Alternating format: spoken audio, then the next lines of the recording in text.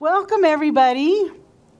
I missed you last week, but I left you in great hands with Sally last week, right?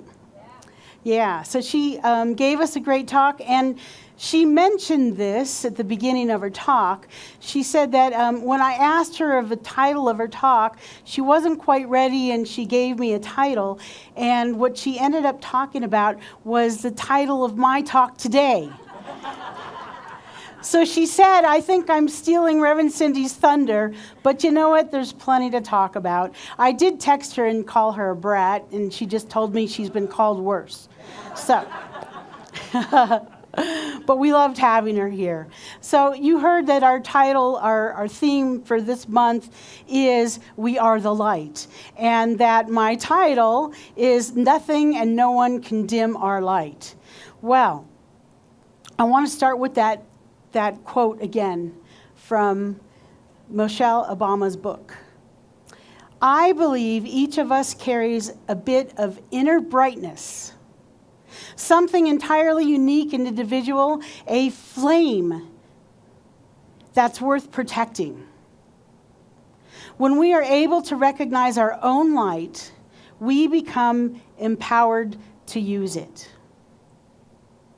So that's what I want to talk about today. And then also that quote that Jim gave us from Maya Angelou, that really inspired me for the name of this talk. And she said again, let nothing dim the light that shines from within.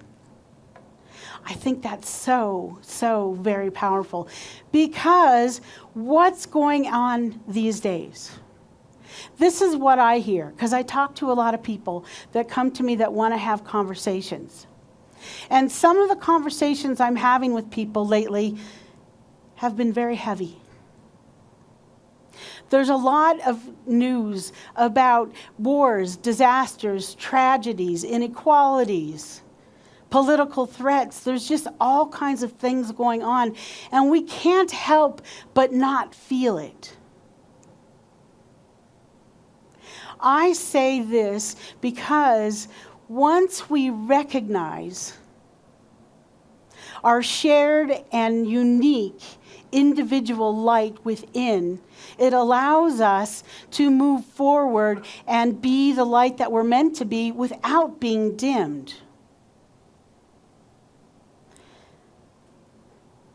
I found this quote from this Tibetan Buddhist yogi and poet,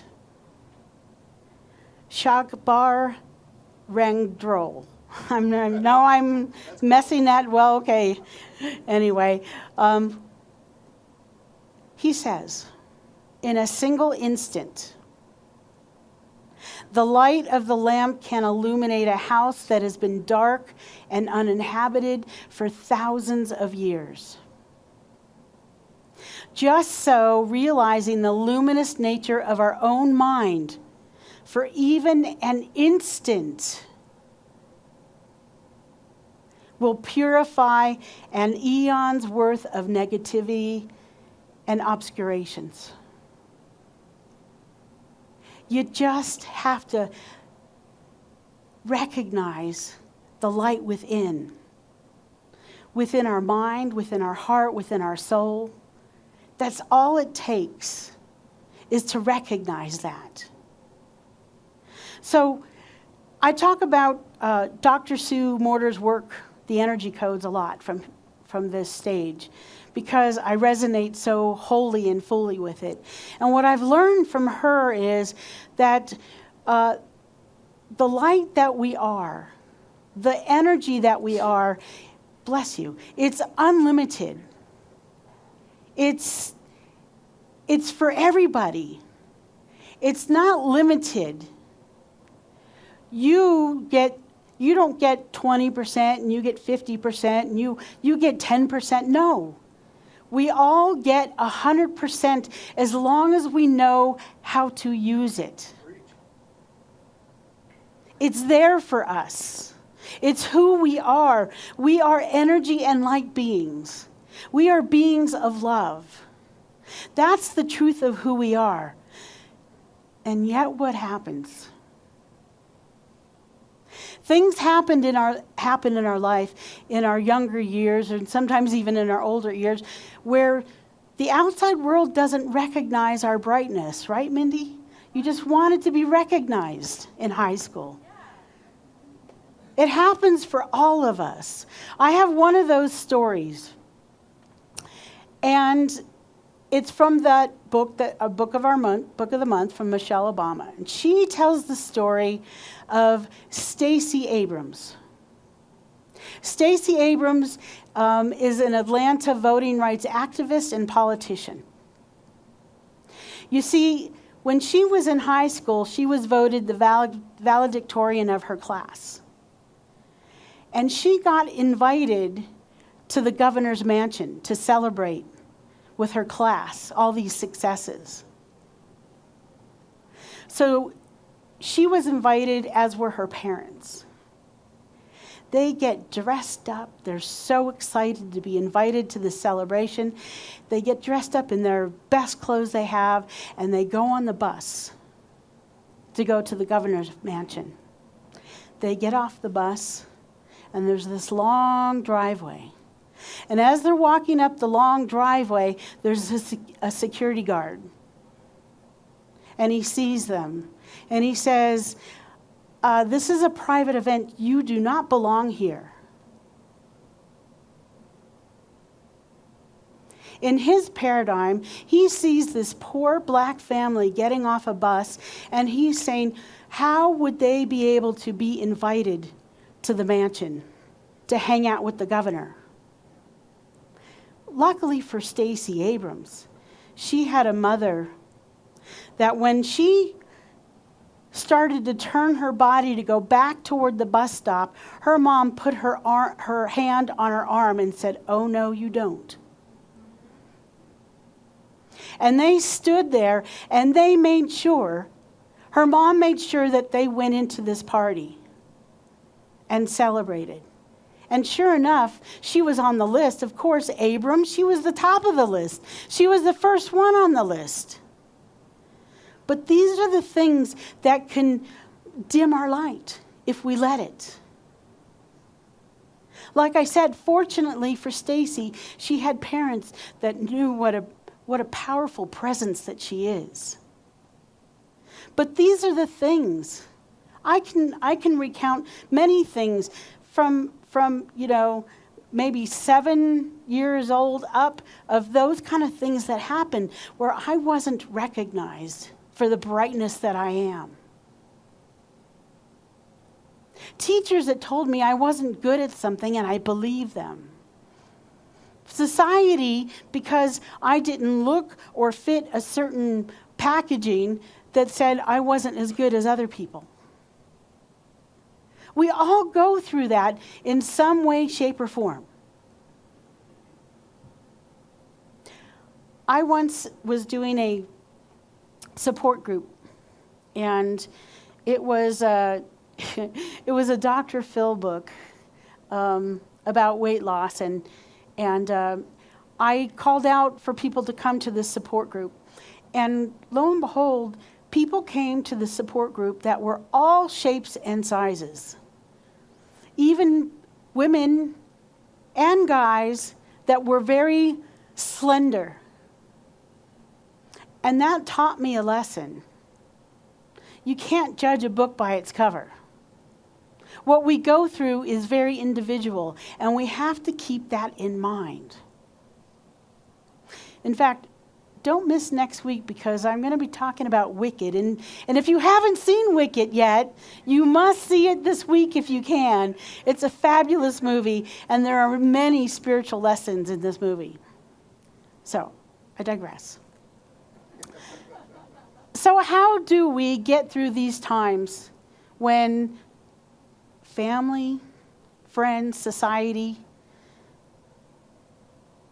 tell us things that aren't true about us? How do we get through these times so that we can recognize our own lightness, our own talents, our own gifts, and bring that to the world?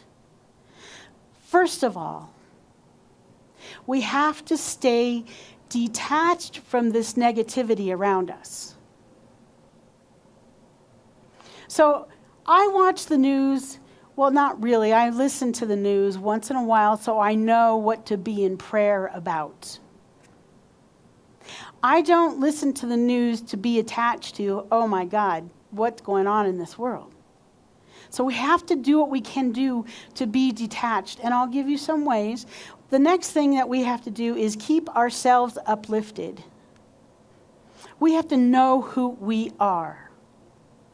And third of all, we need to uplift others.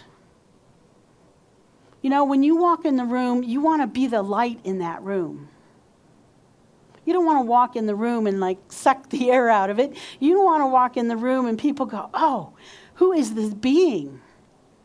I want to know who they are. So, how do you stay positive and calm in the midst of all these things going on in the world? So, the truth is, I don't always stay calm. I sometimes lose my way. We all do. If Bren was here, I think she's still sleeping, she would say she's got a front row seat to this.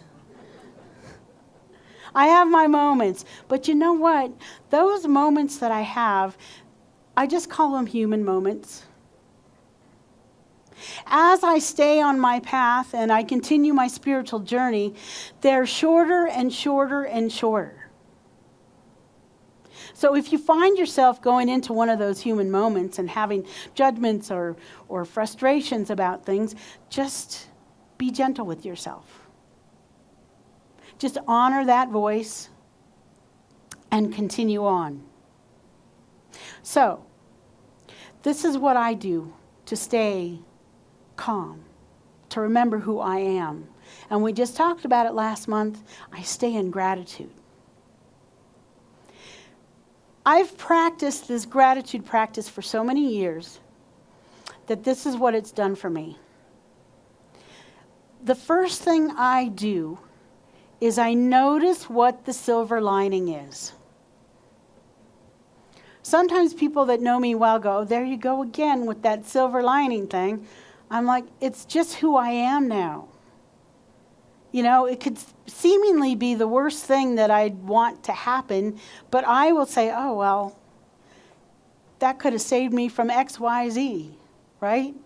This thing that happened was there for a reason, and I know that it's going to serve my life some way, somehow.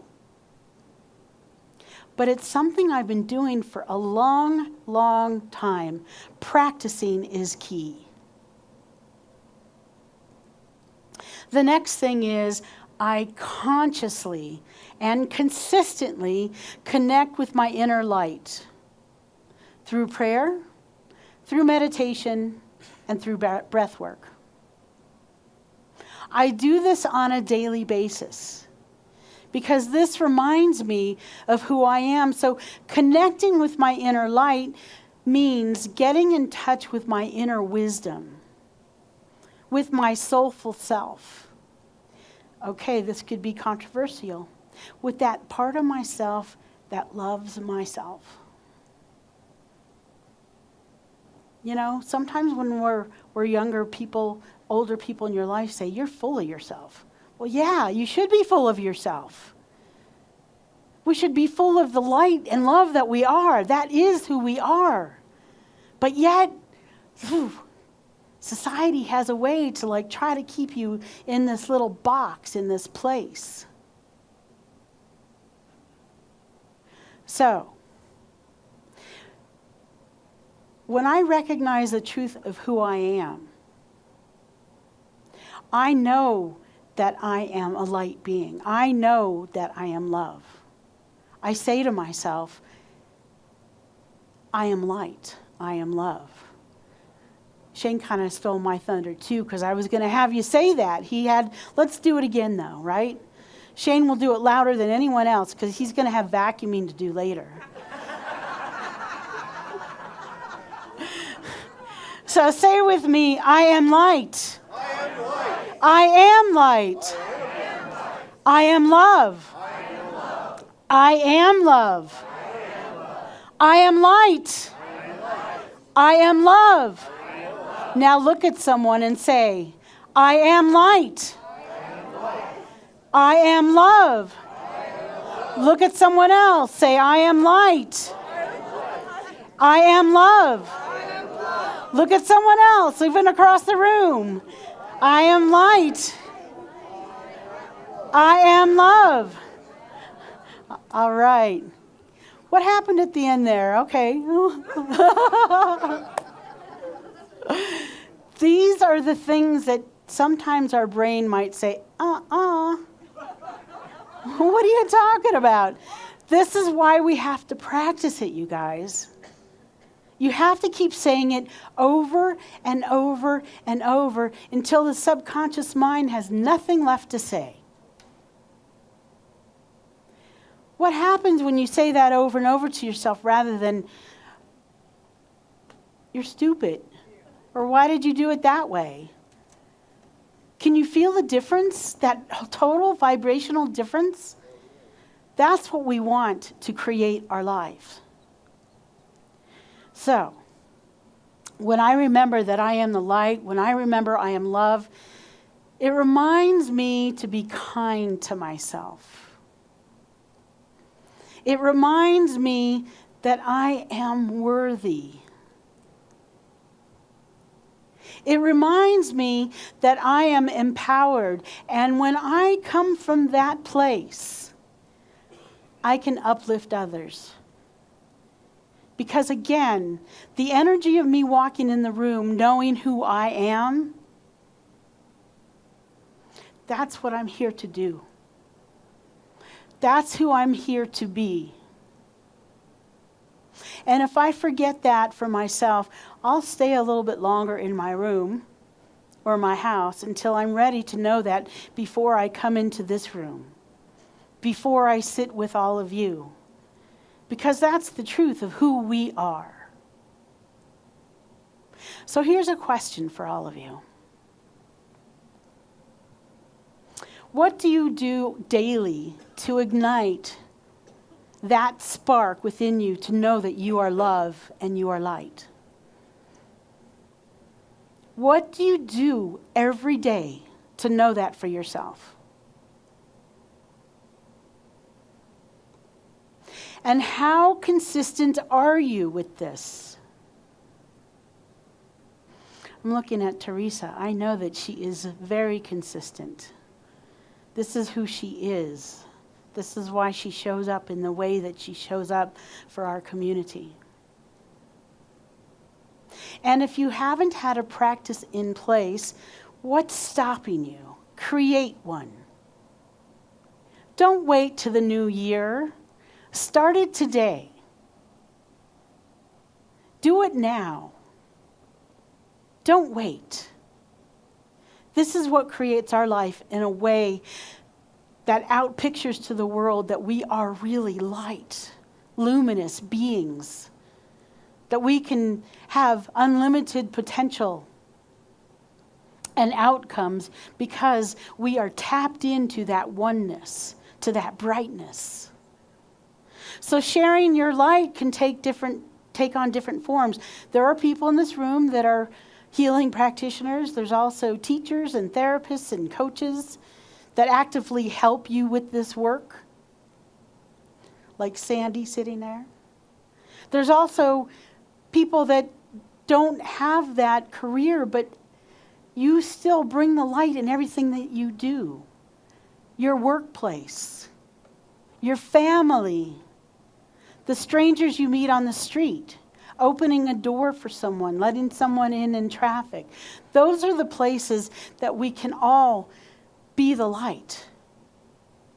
And by practicing and maintaining our connection, we get to be and make a difference on this planet.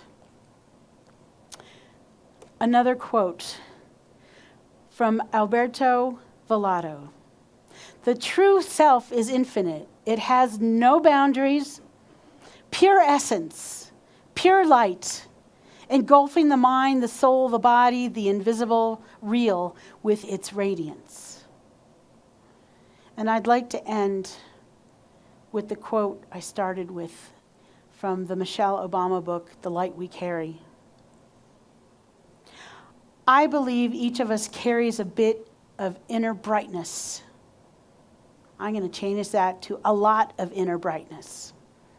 Something entirely unique and individual, a flame that's worth protecting. When we are able to recognize our own light, we become empowered to use it.